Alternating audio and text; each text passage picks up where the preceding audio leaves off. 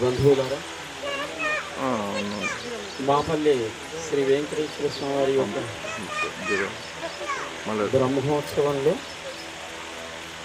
ఈనాడు 4వ రోజు ఉదయం ఆలయంలో జరగవలసినటువంటి నిత్య ఆరాధనను పూర్తి చేసుకొని యాగశాలలో జరగాల్సినటువంటి నిత్య పూర్ణాహుతి కోసం అంతా సిద్ధపడి ఉన్నారు.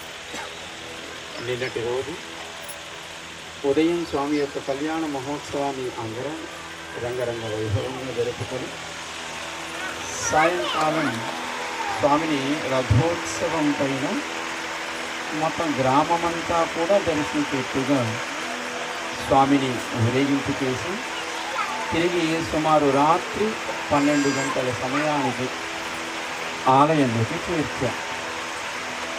ఆలయంలోకి చేరిన పాపం స్వామికి మళ్ళీ అక్కడ కూడా ఆటంకమే.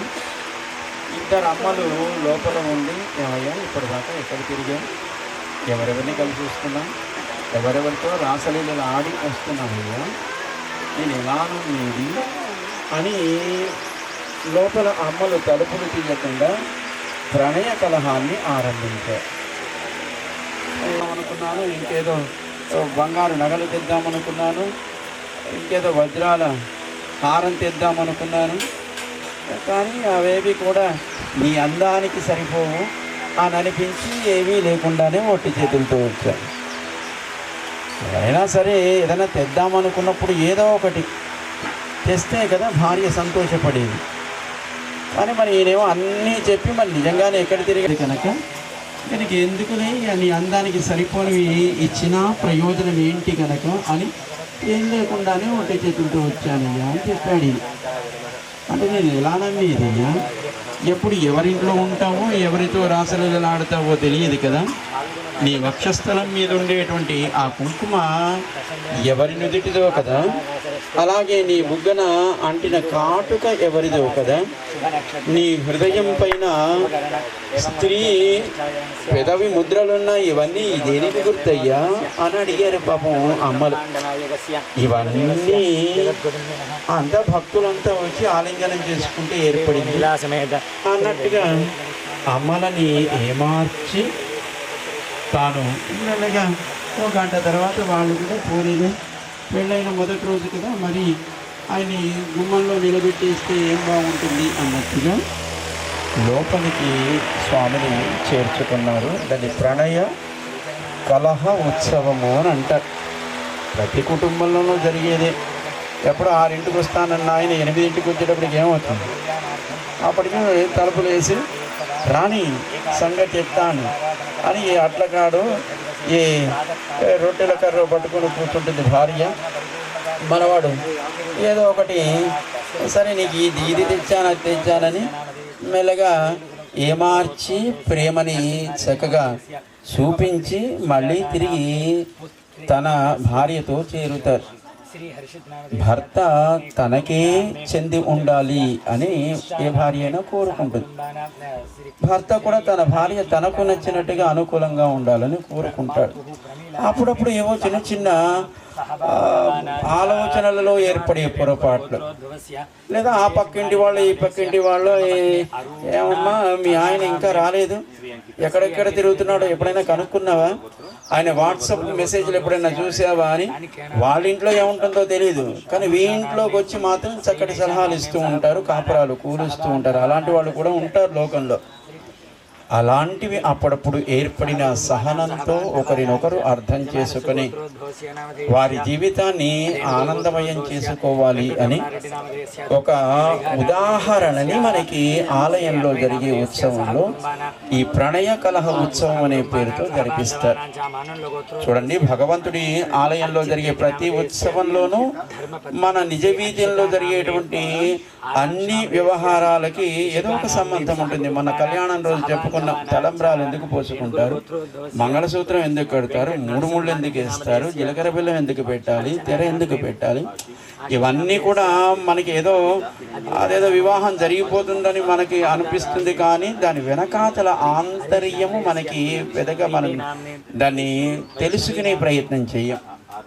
అలాగే ఆలయంలో కళ్యాణ మహోత్సవం అయినటువంటి రాత్రి ప్రణయ కలహ ఉత్సవం అని జరిపి అయ్యా చిన్న చిన్న పొరపాట్లు లేదా చిన్న చిన్న అనుమానాలు ఒకరి మీద ఒకరికి ఏర్పడడం సహజమే లోకంలో. దానికి మన మనస్సే కారణమై ఉండొచ్చు, లేదా మన పక్కన చుట్టుపక్కల ఉండేవాళ్ళు ఏదో ఒక రకంగా కారణమై ఉంటారు. తస్మాత్ జాగ్రత్త, ఇది నీ జీవితము లేదా ఇది మీ జీవితము. దీని రెండు పిల్లులకి ఓ రొట్టె దొరికింది. సరే, ఎవరికెంత అంటే పాపం వాటికి నాకెక్కువ అని ఎవరికైనా అనిపిస్తుందా లేదా? సరే, ఆ రెండు పిల్లలు తగులాడుకుంటూ ఉంటే ఒక కోతి చూసింది. ఏమయ్యా ఎందుకు గొడవ పడుతున్నారు అంటే, ఇక రొట్టె ముక్క దొరికింది, దీంట్లో ఎవరెంత తినాలి అనేది మా మధ్యలో సమస్య. అయ్యో ఇంతేనా, ఆ సమస్య నేను తీరుస్తానని కోతిగారు కాస్త సరే రెండు ముక్కలు చేసింది, ఒకదాన్ని పెద్దది చేసింది. అప్పటికి రెండో పిల్ల అడుగుతుంది కదా, అది పెద్దగా ఉంది. సరే, దాంట్లోంచి ఆ పెద్దగా దాన్ని తుంచి తాను తినేసింది. ఇప్పుడు రెండు సమానంగా ఉన్నాయా లేదా? ఆ పాటికి ఇది చిన్నగా అయిపోయింది. మళ్ళీ దీని నుంచి మరో ముక్క తీసుకుంది, మళ్ళీ తింది. అది ఇలా మొత్తం దొరికిన రొట్టె అంతా కూడా పిల్లులకు అందకుండా మొత్తం కోతి తినేసింది. భార్యాభర్తల మధ్య జరిగేటువంటి అద్భుతమైనటువంటి అనురాగంతో కూడినటువంటి ఆ సంబంధం మూడవ వ్యక్తి జోక్యం వల్ల పూర్తిగా అది నష్టపోయేది వీరిద్దరే. దాన్నే మనకి చక్కగా సూచన చేస్తూ నిన్నటి రాత్రి అర్ధరాత్రి ప్రణయ కలహ ఉత్సవము అని మన ఆలయంలో జరుపుకొని స్వామిని లోపలికి చేర్చి, స్వామి అమ్మతో కూడి మమ్మల్ని ఎప్పుడూ రక్షిస్తూ ఉండవయ్యా, మీరిద్దరు కలిసి ఉంటేనే కదా మాకెప్పుడూ కూడా ఆనందం కలిగేది అని ఆయనను ప్రార్థన చేసి మళ్ళీ 1 గంట తర్వాత ఉన్నవాళ్ళు ఎక్కడి వాళ్ళు అక్కడ ఆ అద్భుతమైనటువంటి సన్నివేశ అనుభవాన్ని మనసులో చక్కగా దాన్ని అనుభవిస్తూ వారి గృహాలకు చేరుకున్నారు. తిరిగి మళ్ళీ మరి ఆయనకి పాపం అలసిపోయినా మనం ఊరుకుంటామా?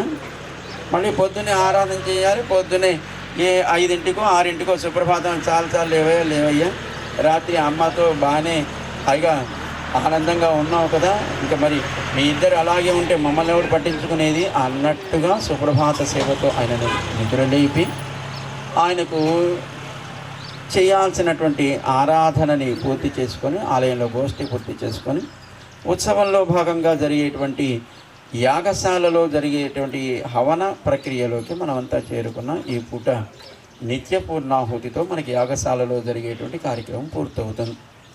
ఆ తర్వాత మళ్ళీ స్వామిని ఒకసారి ఆలయపు మాఢవీధులు ఉంటాయి కదా, అంటే ఆలయపు చుట్టూ ఉండేటువంటి పరిక్రమలో ఏదో ఒక వాహనం పైన స్వామిని మనమంతా దర్శిస్తాం. బహుశా హంస వాహన సేవ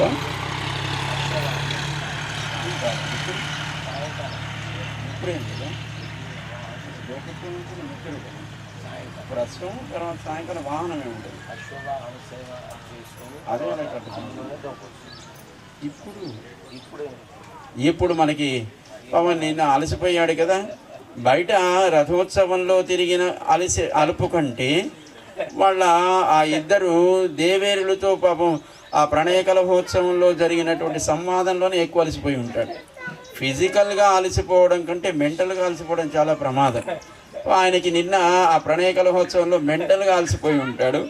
అందుకే పాపం మన వాళ్ళు అలసిపోయిన స్వామిని మళ్ళీ పొద్దున్నే ఎలాగో లేపాం, కొంచెంసేపు విశ్రాంతి తీసుకోండి అని మన మన నిర్వాహకులు అనుకున్నారు ఏమో.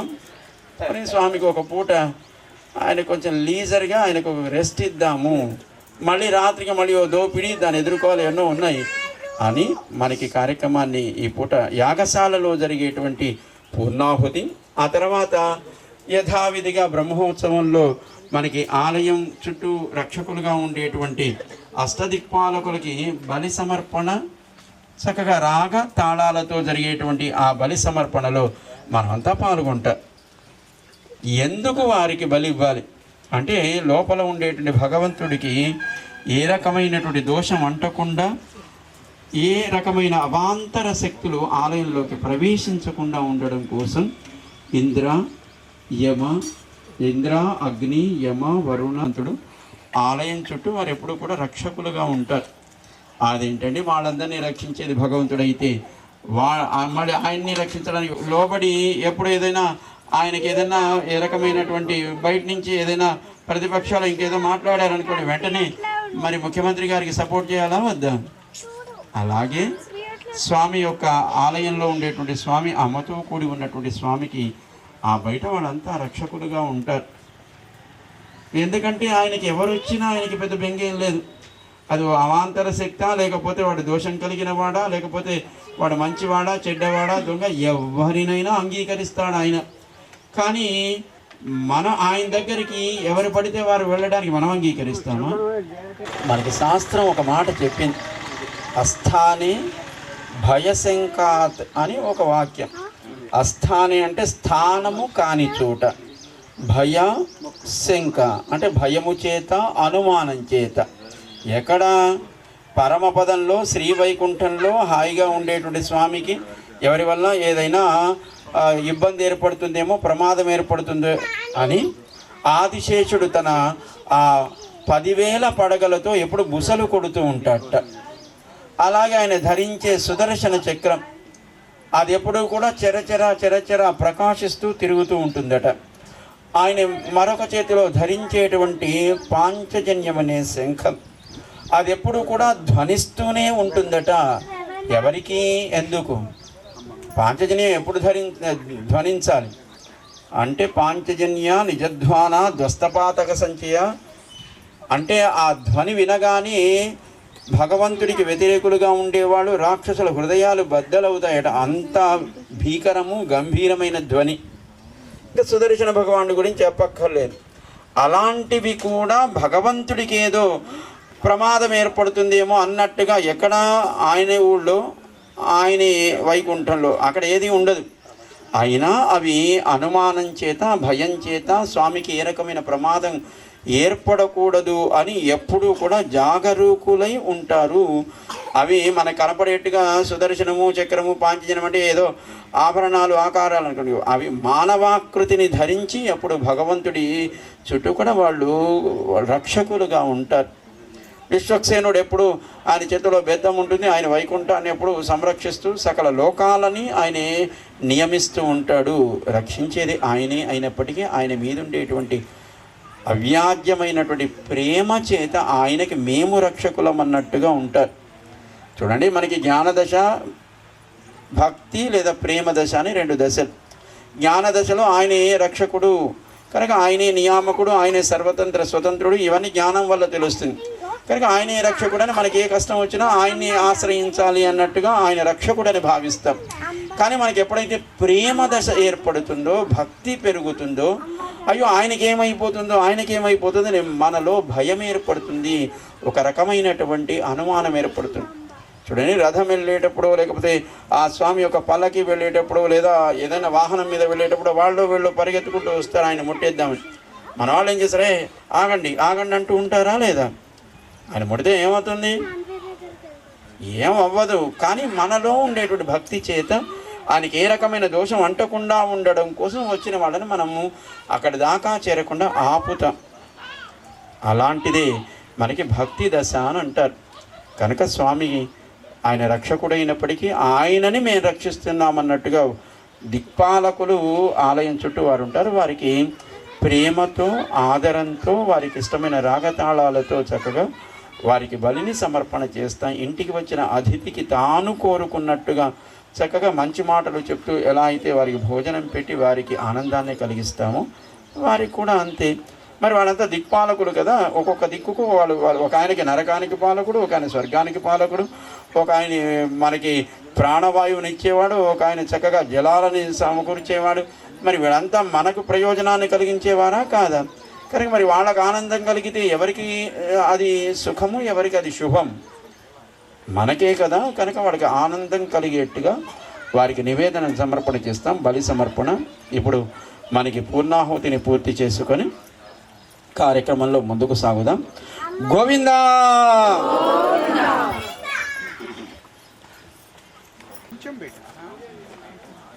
కొంచెం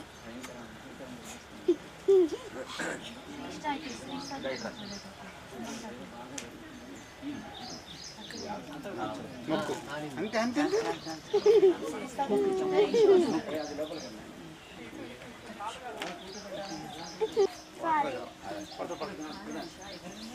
ఎక్కడి వాళ్ళు అక్కడే లేచి నిల్చోండి. చేతులు పట్టుకుని మొక్కండి.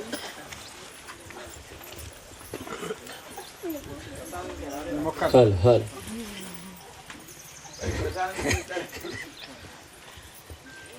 సృచికుడపన్నిక్షిప్య సమిద్ధర్భాన్ తత్ర నిక్షిప్య ఆజ్యేన బిఘార్య ఏకం ద్వే త్రీణి చత్వారి పంచ షడ్ సప్త అష్టౌ నవ దశ ఏకాదశ ద్వాదశ ఓం సప్తతే అగ్నే సమిధ సప్త జిహ్వా సప్తర్షయ సప్తధామ ప్రియాణి సప్తహోత్ర సప్తధాత్వా యజంతు సప్తయో నీరా ప్రణస్వ కృతేన ఇదం విష్ణుర్విచక్రమే త్రేధాని ధరే వరాన్ సమూఢమస్య భాగం సురే శ్రీ విష్ణవే పరమాత్మన ఇదా ఓం వసోర్ధరాన్ జుహాది వసోర్మేధర సవిదివ ఈశా భూయతే ఘృతస్య వా ఏనమేషాధారాముస్మిన్ లోకే బిన్వమానో క్షతాజ్యేన జుహాతి తేజో వాజ్యం తేజో వసోర్ధరా తేజసేవాస్మై తేజో వరం తేజో కామా వై వసో ధారా కామానేవావరుద్ధే ఓం శం పరమేష్ట్యాత్మనే స్వాహా సంపాదాజ్యం స్వీకృత్య महाकुंभे चयेत ततः अग्नेयमन्त्रं पठन् शाला प्रदक्षिणं कुर्यात् सर्वे आचार्यः उपरि आविश्यतु मेलम्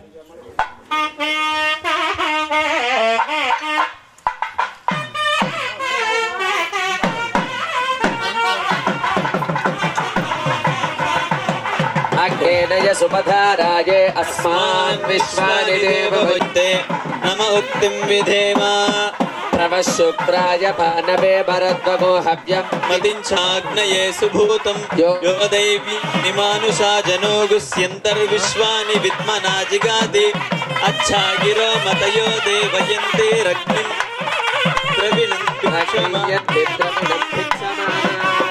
सुसन्दृशगुं सुप्रतीकुस्वञ्जगुं अव्यवाहमरदिं मानुषाणाम् अग्ने त्वं पारयानव्यो अस्मान् स्वस्ति विरिति दुर्गानि विश्वा पूश्च पृथ्वी बहुलान उर्वी भगातोकाय तनयाय श्रेयोः नमस्ते गार्हपत्याय नमस्ते दक्षिणाग्नये नमावहनीयाय महावेद्ये नमो नमः कामद्वयोपपाध्याय कर्म ब्रह्मस्वरूपिणे स्वर्गापवर्गरूप यज्ञेशाय नमो नमः शंख चक्रधरं देवं किरीटादि विभूषण स्वाहा त्वं देवानां बृहत्तरजातवेदो हुदासन भगवन्तं मामाहि पुंसे स्वाहा उत्तिष्ठ पुरुष हरित पिंगल देहेन्द्रविणं प्रयच्छ स्वाहा पतरञ्जक्यग्ने भूर्भुवस्व स्वाहा ततः उत्तरपरिषेचनं पेटुवंटि మంత్రాన్ని చెప్పండి మంత్రహీనం మంత్రహీనం క్రియాహీనం క్రియాహీనం భక్తిహీనం భక్తిహీనం హుతాశన హుతాశన యత్ యత్పూజితం మయా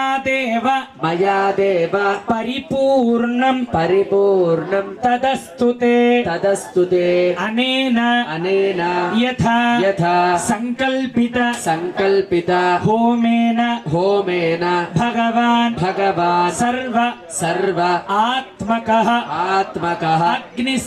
అగ్నిస్థ శ్రీమన్ నారాయణః ప్రియతాం ఇత్యక్షతోదకం విసృజేత్ ఆసనాద్యంతు పూర్ణాంతం హవనయ్యన్మయాహుతం ద్రవ్యహీనం క్రియాహీనం మంత్రహీనమభక్తికం తత్సర్వం పూర్ణమేవాస్తు క్షంతుమర్హసి సువ్రత సాష్టాంగం ప్రణమ్య ప్రవరముచ్చరేత్.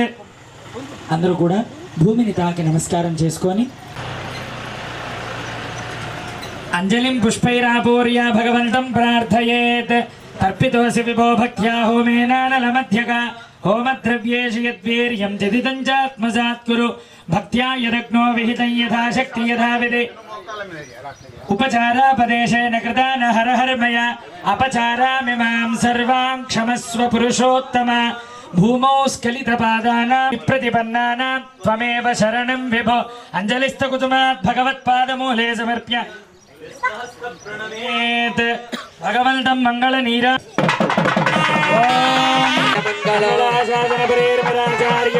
సర్వైశ్చ పూర్వైరాచార్యే సత్కృతాజాస్తు మంగళం. గోవింద. ఓం నారాయణాయ విద్మహే వాసుదేవాయ ధీమహి విష్ణు ప్రచోదయాత్. మహాదేవ్యై చ విద్మహే విష్ణుపత్న్యై చ ధీమహి లక్ష్మీ ప్రచోదయాత్. దేవదేవస్య దేవ్యాః అనంతానంద భోగోస్తు దేవ్యాః అనంతానంద భోగో అస్తు. స్వస్తి మంత్రార్థాః సత్యాః సఫలాః సంవిధి భవంతో మహాంతో అనుగృహ్ణంతు. ఏతత్ గ్రామవాసినః ఆగతానాం భక్తానాం అనాగతానాం భక్తానాం సర్వేషాం ప్రజానాం ప్రాణినాం చ క్షేమస్థైర్య ధైర్య వీర్య విజయాభయాయురారోగ్య ఐశ్వర్యధనధాన్య గృహపో పుత్ర పౌత్రాభివృద్ధిరస్తు. సర్వే జనా సుఖినో భవంతు. ఏతద్ ఆలయం క్షేత్రం దినదినాభివృద్ధిరస్తు. స్వస్తి ప్రజాభ్యః పరిపాలయంతాం న్యాయేన మార్గేణ మహీం మహేషాః. బ్రాహ్మణేభ్యః శుభమస్తు నిత్యం లోకాః సమస్తాః సుఖినో భవంతు. కాలే వర్షతు పర్జన్య పృథివీ సస్యశాలినీ శోభరహితో బ్రాహ్మణాः సంతు నిర్భయాः. కావేరీ వర్ధతాం కాలే కాలే వర్షతు వాసవః. శ్రీరంగనాథో జయతు శ్రీరంగ శ్రీశ్చ వర్ధతాం. కాయేన వాచా మనసేంద్రియైర్వా బుద్ధ్యాత్మనా వా ప్రకృతే స్వభావాత్ కరోమి యద్యత్ సకలం పరస్మై నారాయణాయేతి సమర్పయామి. శ్రీమన్నారాయణాయేతి సమర్పయామి. సర్వం శ్రీకృష్ణార్పణమస్తు. రుడపాల్ శ్రీమద్వేదమార్గ ప్రతిష్టాపనాచార్యో భయ వేదాంత ప్రవృత్తకాచార్యరాణ శ్రీమత్ పరమహంస పరివ్రాజకాచార్య శ్రీ శ్రీ శ్రీ త్రిదండి జన శ్రీమన్నారాయణ రామానుజ జీయ స్వామిகள். అరుడపాల్ శ్రీ శ్రీ శ్రీ త్రిదండి దేవనాథ రామానుజ జీయ స్వామిகள். అరుడపాల్ గంగోత్రి స్వామిகள்.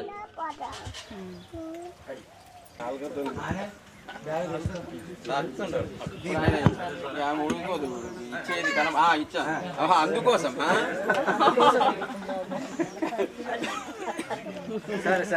డబల్ ధమాకా మా మమ్మీ కూడా ఏమంటే మమ్మీకి ఇస్తే దాన్ని పట్టుకొచ్చుకుంటుంది. మా తమ్ముడికి కావాలి అని చెప్పి కీర్తన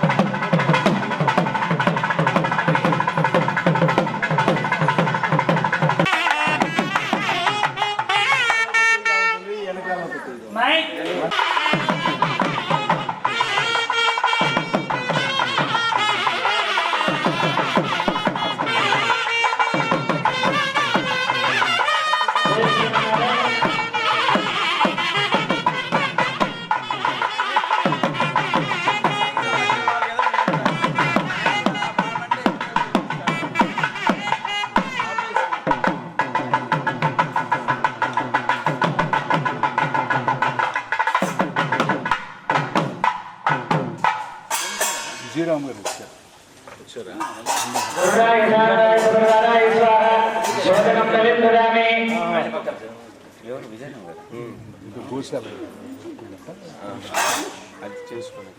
అఖిల జగత వివృద్ధిరస్తు శుభేచ్ఛా భవతు దేశో నిర్వృద్ధభవతు రాజా ధార్మికో విజయీభవతు సర్వే జనా సుఖినో భవంతు. అందరూ కూడా నమస్కారం చేసుకొని చెప్పండి. మమ ఆయుకర్తారః పుష్టికర్తారః పుష్టికర్తారః వృద్ధికర్తారః క్షేమకర్తారః ఆరోగ్యకర్తారః ఐశ్వర్యకర్తారః వరదా భవంతు. సర్వే జనా సుఖినో భవంతు. జన జన సంతతి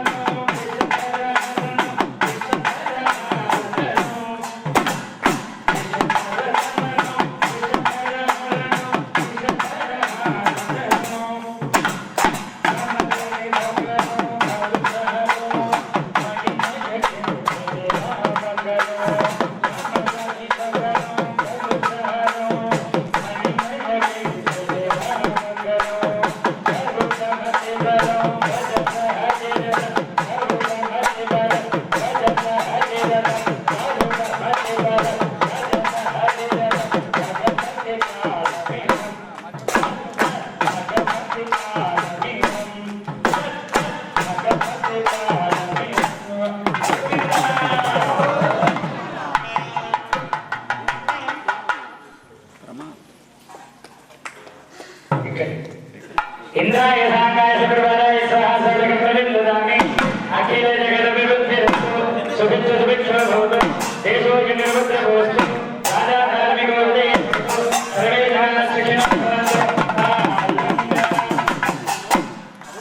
అందరూ కూడా మళ్ళీ నమస్కారం చేసుకొని చెప్పండి. మమ ఆయుకర్తారః పుష్టికర్తారః పుష్టికర్తారః వృద్ధికర్తారః క్షేమకర్తారః ఆరోగ్యకర్తారః ఐశ్వర్యకర్తారః వరదా భవంతు.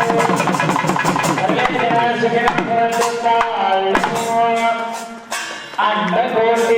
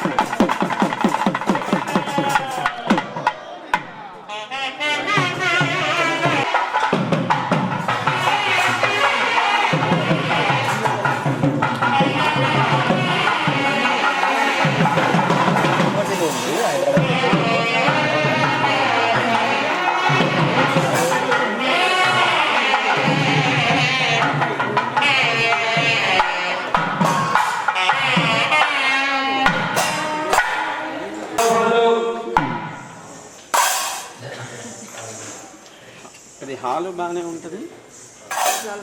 అగ్ని సుప్రీల సుప్రసన్నో అఖిల జగత వివిధ సువిత్ర విక్షోభో ఏదో ఎనర్వతో రాజాధారిగో జైతో సర్వేదా మమ ఆయుకర్తారః పుష్టికర్తారః వృద్ధికర్తారः క్షేమకర్తారः ఆరోగ్యకర్తారः ఐశ్వర్యకర్తారः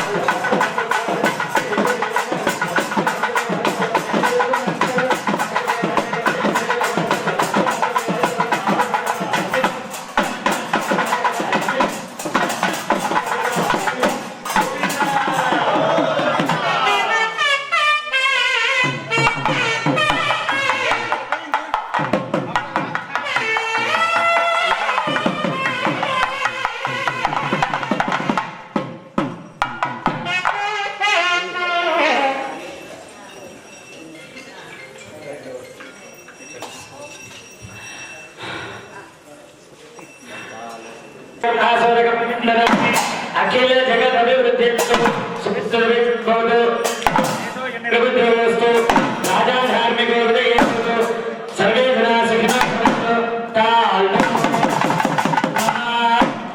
ఆయుకర్తారः तुष्टिकर्तारः पुष्टिकर्तारः वृद्धिकर्तारः क्षेमकर्तारः आरोग्यकर्तारः ऐश्वर्यकर्तारः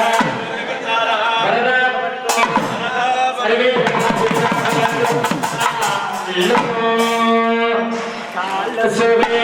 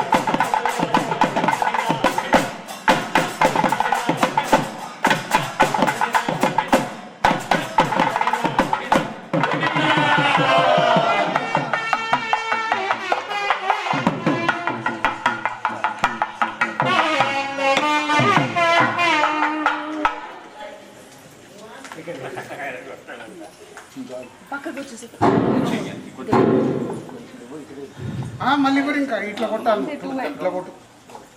నిరర్ధయే రక్షోజురే సామ్నాకి సమయవాదాయ స్వాహ సోదకం భజన్రధామ్నే అఖిల జగత్ అభివృద్ధిరస్తు అఖిల జగత్ అభివృద్ధిరస్తు పవిత్ర ఉత్సవములు దేశోజు నిర్వృద్ధమస్తు అజాధార్మికములు సర్వే కళా సుఖినో అందరూ కూడా మమ ఆయుకర్త తుష్టికర్తార पुष्टिकर्तार वृद्धिकर्तार क्षेमकर्तार आरोग्यकर्तार ऐश्वर्यकर्तार वरदा भवन्तु सर्वे अंजनं समासरवा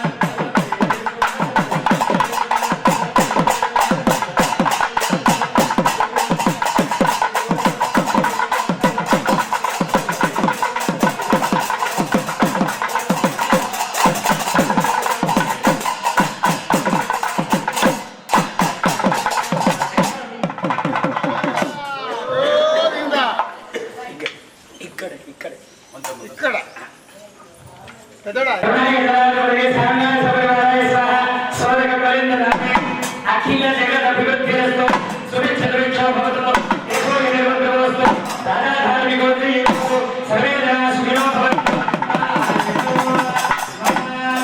ఆయుకర్తారః పుష్టికర్తారః పుష్టికర్తారః వృద్ధికర్తారః క్షేమకర్తారః ఆరోగ్యకర్తారః భవంతు సర్వే వరుణో కరుణో